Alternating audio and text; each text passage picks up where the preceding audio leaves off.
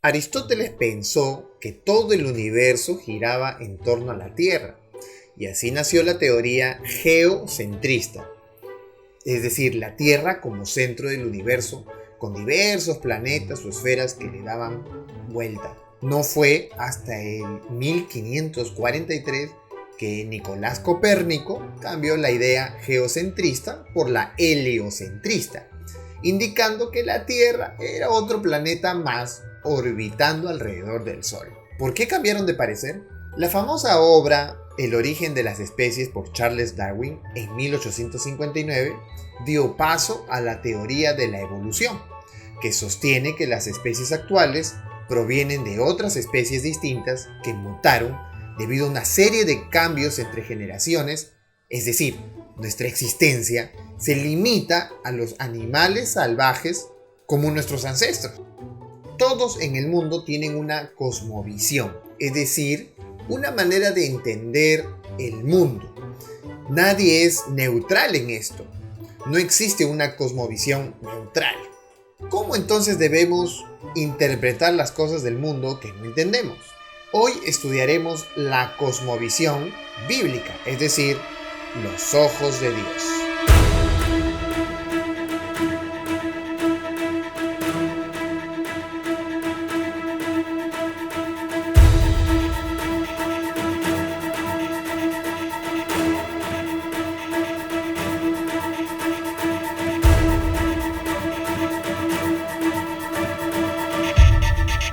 El texto clave para esta oportunidad está en Proverbios capítulo 15 versículo 3 que dice: los ojos de Jehová están en todo lugar, mirando a los malos y a los buenos.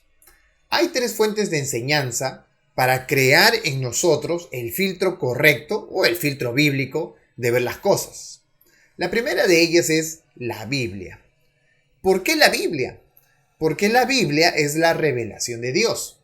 Ella nos muestra el sentido de la vida. Además, responde preguntas como: ¿somos reales o imaginarios? Por ejemplo, un profesor de Oxford dijo que nosotros no somos reales, sino que somos creaciones digitales de extraterrestres. ¿Somos fruto de la casualidad? ¿O por qué estamos en este mundo? ¿Cómo apareciste en el mundo? Demócrito, en el año 460 al 370 que vivió antes de Cristo, él dijo esta tremenda frase: por convención es dulce y amargo, caliente y frío. Por convención es el color. Realmente son átomos y el vacío. ¿Te puedes imaginar esto? Lo que es cierto es que nadie puede negar tu realidad.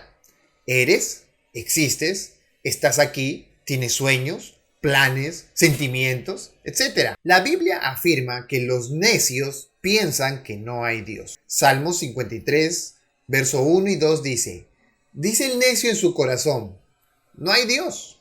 Se han corrompido e hicieron abominable maldad. No hay quien haga bien. Dios desde los cielos miró sobre los hijos de los hombres para ver si había algún entendido que buscara a Dios. También la misma Biblia afirma que Dios es el creador de todo lo visible e invisible. Por ejemplo, en Génesis capítulo 1, versículo 1 dice: en el principio creó Dios los cielos y la tierra. Así que al iniciar la escritura bíblica se dice que Dios existe. No se pregunta de la existencia de Dios, simplemente afirma que Dios existe y que este es el que creó todas las cosas. Pero Dios no solamente ha creado todo lo que nosotros podemos ver. Dios ha creado incluso las cosas invisibles, como el viento, ¿verdad?, que no se pueden ver. Dice Colosenses capítulo 1, versículo 16: porque en Él fueron creadas todas las cosas, las que hay en los cielos y las que hay en la tierra, visibles e invisibles, sean tronos, sean dominios, sean principados, sean potestades. Todo fue creado por medio de Él y para Él. Por lo tanto, la misma Biblia afirma y nos enseña que todas las cosas que nosotros podemos ver, obviamente han venido de un Dios creador. Entonces, los elementos centrales de la educación cristiana, que obviamente están fundadas en la Biblia, son: número 1, aceptar que Dios simplemente existe. Aceptar la realidad de Dios. Número 2, que Dios es un Dios de milagros, que Dios puede traer las cosas de su sola palabra. Y número 3, que Dios se relaciona con el ser humano, que no está abandonado, como lo menciona la evolución teísta. Además, la Biblia nos ayuda a comprender mejor la realidad en que nosotros vivimos. Por ejemplo, en Efesios 6:12 dice: porque no tenemos lucha contra sangre y carne, sino contra principados, contra potestades, contra los gobernadores de las tinieblas de este siglo. Es decir, la lucha en este mundo no es una lucha física contra las personas. Se trata de una lucha espiritual. Además, Marcos capítulo 13, versículo 7 dice: mas cuando oigáis de guerras y de rumores de guerras, no os turbéis, porque es necesario que suceda así. Pero aún no es el fin. Entonces, la Biblia nos dice que nosotros no debemos de temer por el fin del mundo. Romanos capítulo 5, versículo 8 dice: mas Dios muestra su amor para con nosotros, en que nosotros, siendo aún pecadores, Cristo murió por nosotros. Este texto devela realmente que Dios nos ama. Y nos ama tanto que murió en nuestro lugar. Eclesiastés 9:5 también nos dice una verdad interesante. Porque los que viven saben que han de morir, pero los muertos nada saben, ni tienen más paga, porque su memoria es puesta en olvido. Así que los muertos no saben nada. No saben si le llevamos flores, si le llevamos naranjas, si le llevamos arroz, si le llevamos mandarinas. Los muertos nada saben. La misma Biblia afirma esto. Además, en Apocalipsis capítulo 20, versículos 5 y 6 dice: pero los otros muertos no volvieron a vivir hasta que se cumplieron 1000 años. Esta es la primera resurrección. Bienaventurado y santo el que tiene parte en la primera resurrección. La segunda muerte no tiene potestad sobre estos, sino que serán sacerdotes de Dios y de Cristo y reinarán con él 1000 años. Sea como fuese, si fuiste bueno o malo, si obedeciste a Dios o no, resucitarás. Algunos para vida eterna y otros para una lamentable condenación eternamente también. ¿Por qué es más lógico y también racional la cosmovisión teísta o la cosmovisión bíblica? Número 1, porque la Biblia dice que tú eres una persona. Eres una persona y tienes un propósito en tu existencia. Y tienes un futuro que continuará por la eternidad. Esto es lo que ampara la Biblia. Por otro lado, tenemos el ateísmo, que nos hace creer que somos descendientes de un animal o que fuimos animales. Niega la existencia de Dios y también nos quita un futuro y deja un vacío en el alma. Por esa razón es más lógico creer en las declaraciones bíblicas que en las declaraciones ateas. Las enseñanzas de la Biblia son verdad de Dios y esta nos explican lo que no comprendemos. Vamos al segundo punto de esta oportunidad. Número 2. La doctrina de la creación. Wilhelm Leibniz, un filósofo alemán, además considerado como uno de los más grandes pensadores del siglo XVII y XVIII, tanto que se le reconoce como el último genio universal. Hizo él la exuberante pregunta: ¿por qué hay algo en lugar de nada? Bueno, la misma Biblia responde. Génesis 1:1 dice que en el principio creó Dios los cielos y la tierra. Es decir, Dios existe y éste creó todas las cosas. Además, Juan capítulo 1, versículo 1 al 4 dice: en el principio era el Verbo, y el Verbo era con Dios, y el Verbo era Dios. Este era en el principio con Dios. Todas las cosas por Él fueron hechas, y sin Él nada de lo que ha sido hecho fue hecho. En Él estaba la vida, y la vida era la luz de los hombres. Así que este texto nos está diciendo ya de que todas las cosas por el Verbo, y el Verbo era Dios, fueron hechas.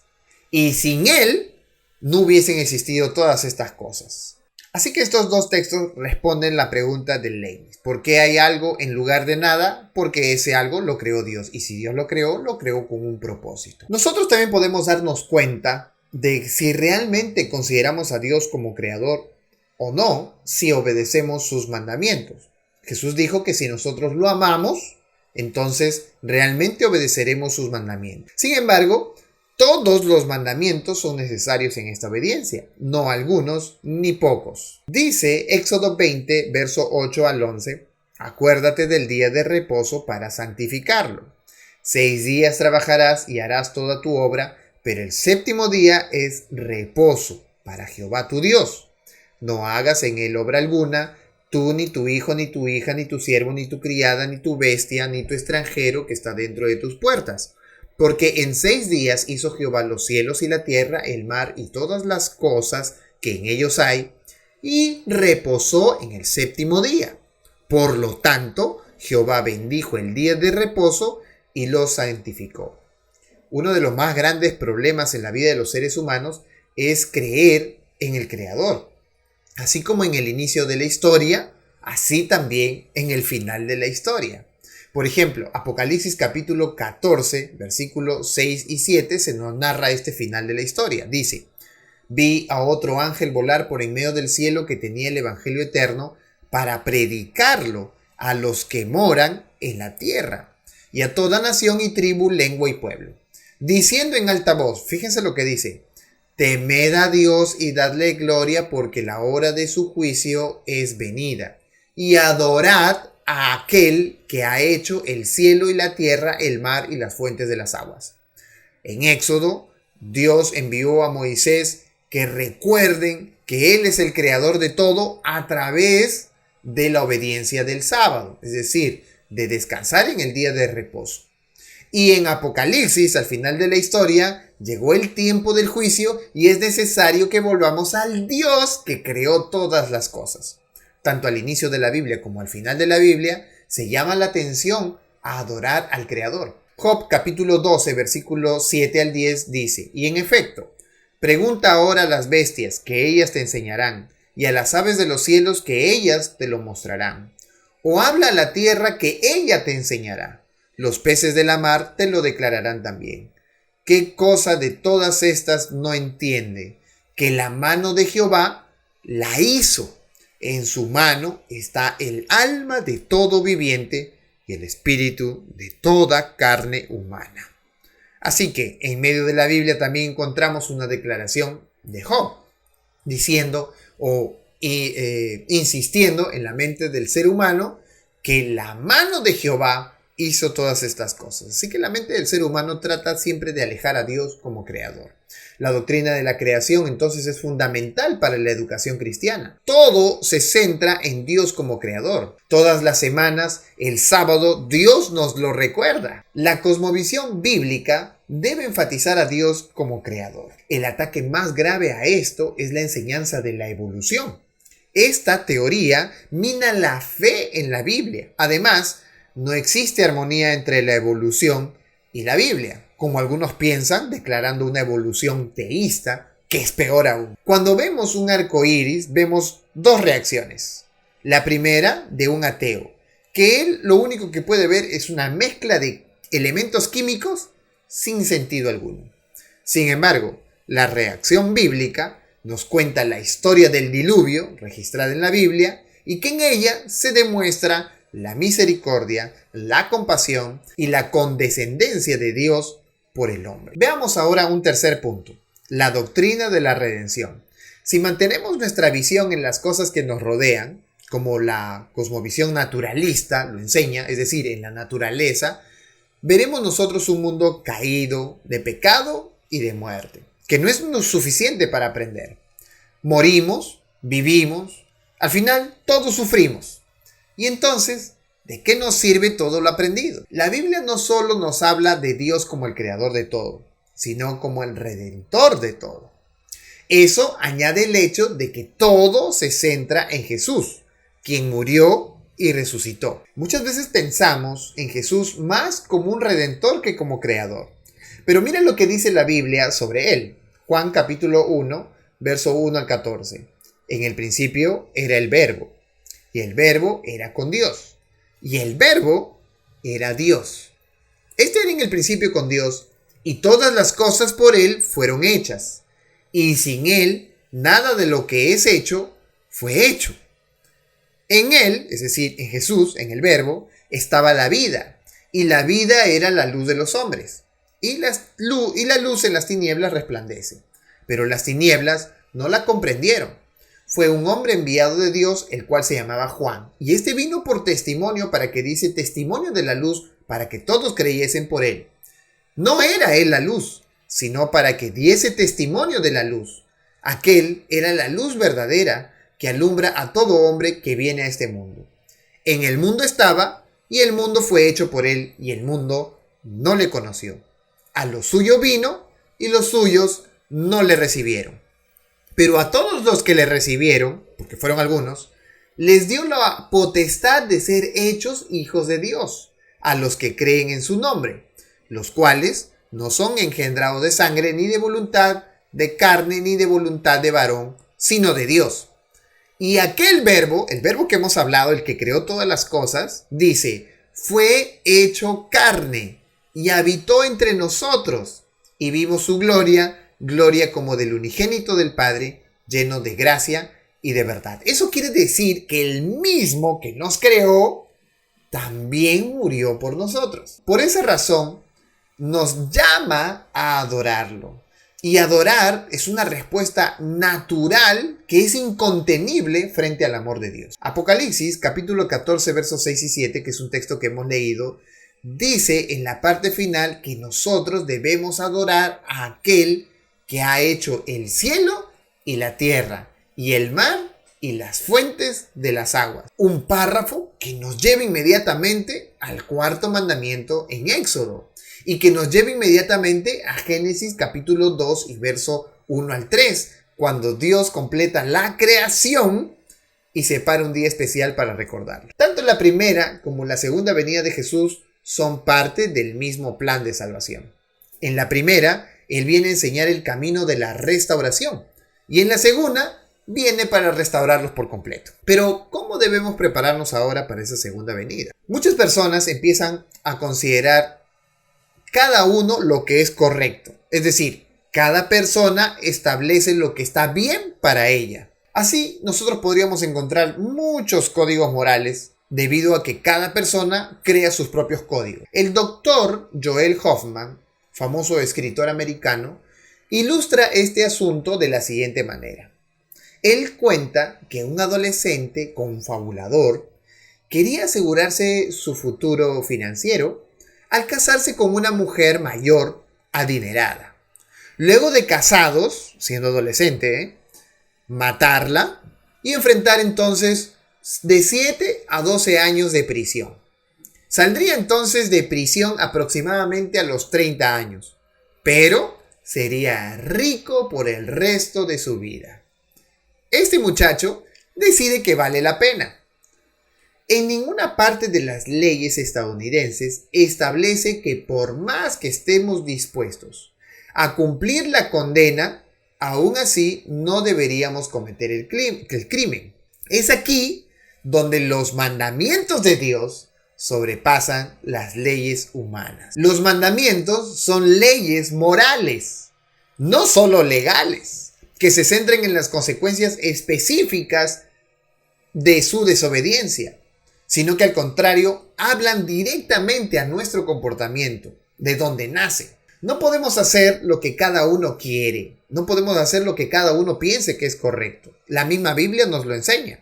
Deuteronomio capítulo 12, versículo 18 dice, no haréis como todo lo que hacemos nosotros aquí ahora, cada uno lo que bien le parece. Si no podemos hacer lo que cada uno considere correcto, ¿cómo vamos a saber qué hacer? Deuteronomio 6:5 dice que nosotros debemos amar a Dios con todo nuestro corazón, con toda nuestra alma y con todas nuestras fuerzas. Además, Jesús mismo afirmó lo mismo. En Marcos capítulo 12, verso 29-31, Jesús respondió y dijo, el primer mandamiento de todos es, oye Israel, el Señor Jehová nuestro Dios, el Señor uno es, y amarás al Señor tu Dios con todo tu corazón, con toda tu alma y con toda tu mente y con todas tus fuerzas. Este es el principal mandamiento. Y el segundo es semejante. Amarás a tu prójimo como a ti mismo. No hay otro mandamiento mayor que estos. Apocalipsis capítulo 14 versículo 12 dice, aquí está la paciencia de los santos, los que guardan los mandamientos de Dios y la fe de Jesús.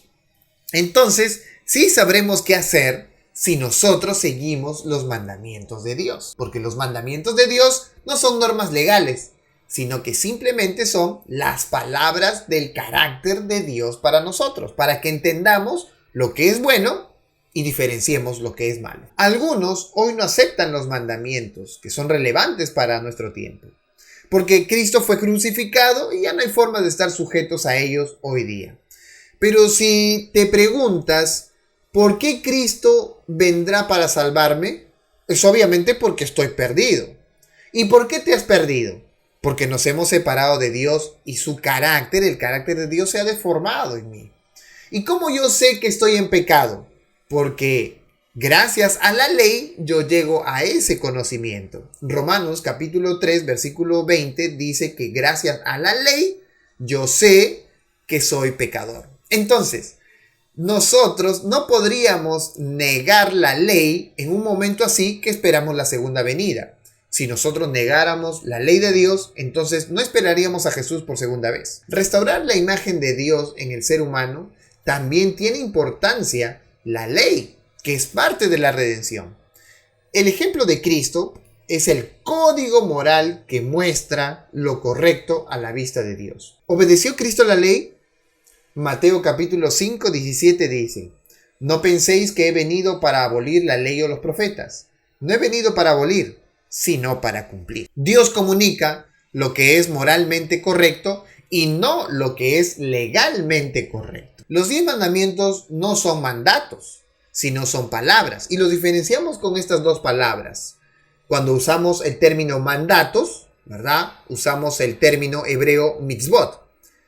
Y cuando leemos en Éxodo los mandamientos de Dios, leemos la palabra devarim, la palabra en hebreo devarim, que son las palabras de Dios. Jeremías capítulo 31 versículo 35 dice: Así ha dicho Jehová, que da el sol para luz del día, las leyes de la luna y de las estrellas para la luz de la noche, que parte el mar y braman sus ondas. Jehová de los ejércitos es su nombre. Ahora, en Isaías capítulo 43, 1 dice: Ahora, así dice Jehová, creador tuyo, oh Jacob, y formador tuyo, oh Israel. No temas, porque yo te redimí. Te puse nombre, mío eres tú. Así que la redención y la creación son dos cosas del mismo plan. Romanos capítulo 8, versículo 4 dice: Para que la justicia de la ley se cumpliese en nosotros, que no andamos conforme a la carne, sino conforme al Espíritu. Y la ley es un tema importante. No es importante únicamente en la primera venida de Jesús que consolidó la ley, sino también en la segunda, que es el resultado de la obediencia de la ley. Apocalipsis capítulo 5 versículo 9 dice: Y cantaban un nuevo cántico diciendo: Digno eres de tomar el libro y de abrir sus sellos, porque tú fuiste inmolado y con tu sangre nos has redimido para Dios de todo linaje y lengua y pueblo y nación. Bueno, podemos concluir. La palabra de Dios es la única fuente confiable de sabiduría para todos los tiempos, como la palabra fidedigna de Dios. Dios mismo nos ha creado y nos ha entregado un valor inestimable. Así que nosotros tenemos un futuro con Él. Y por último, el mismo que nos creó nos quiere rescatar. Que Dios te bendiga y puedas cada día estudiar la palabra de Dios y podamos comprender que nuestra cosmovisión, la manera en que nosotros entendemos en el mundo y las cosas que suceden, deben partir de la palabra de Dios para ser felices y valorados. Que Dios te bendiga.